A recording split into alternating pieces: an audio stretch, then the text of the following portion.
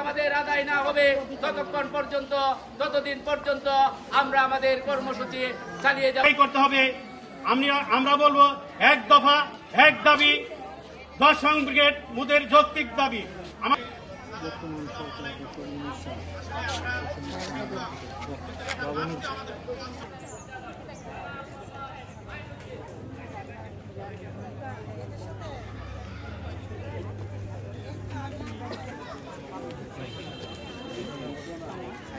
কথাবার্তা বলতে দাঁড়াই গেছে তো ভাই। নূর মোহাম্মদ ভাই, কোনটা আন্দোলন না করলে দাবি আদায় হইব?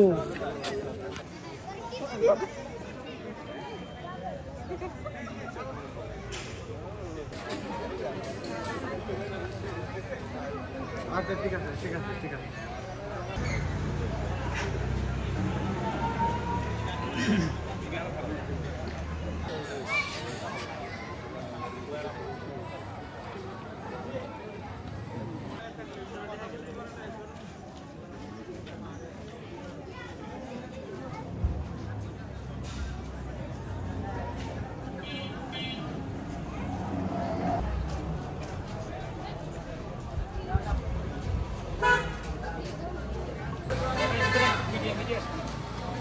নিজে তো আসবি।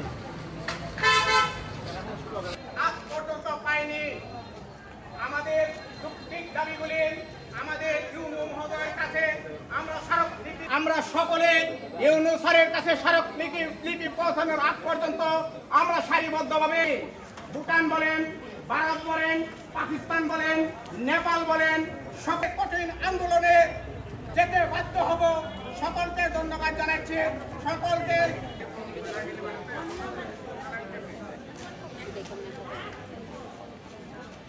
ছিলেন, উনি একজন শিক্ষক ছিলেন, উনি আমাদের ব্যথা বুঝতে পারবেন ইনশাল্লাহ, উনি আমাদেরকে দেখবেন।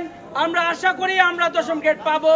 আজকে আমাদের যে সাড়া এসেছে আপনাদের মাধ্যমে, আমরা আমাদের উপদেষ্টা মহোদয়ের কাছে স্মারকলিপি প্রদান করব। আমাদের ইউনূ মহোদয় কিছুক্ষণ মধ্যে আমাদের এখানে উপস্থিত হবেন। আমরা ইনশাল্লাহ বাংলাদেশ সকল সরকারি প্রাথমিক বিদ্যালয়ের পাশাপাশি বাজিতপুর উপজেলা সহকারী শিক্ষকবৃন্দরাও আজকে জেগে উঠেছে এবং আমরা মাননীয় সরকারের কাছে আহ্বান জানাচ্ছি, আমাদের অধিকার, আমাদের এক দফা দাবি আপনি বিনয়ের সাথে মেনে নেবেন, এই বলে আমি আমার বক্তব্য। আমি নিজেই আমার সংগঠন, আমি নিজেই আমার নেতা, আমি আমার ন্যায্যতার ভিত্তিতে আমি আজকে আমার 10ম গ্রেডের অধিকার চাচ্ছি।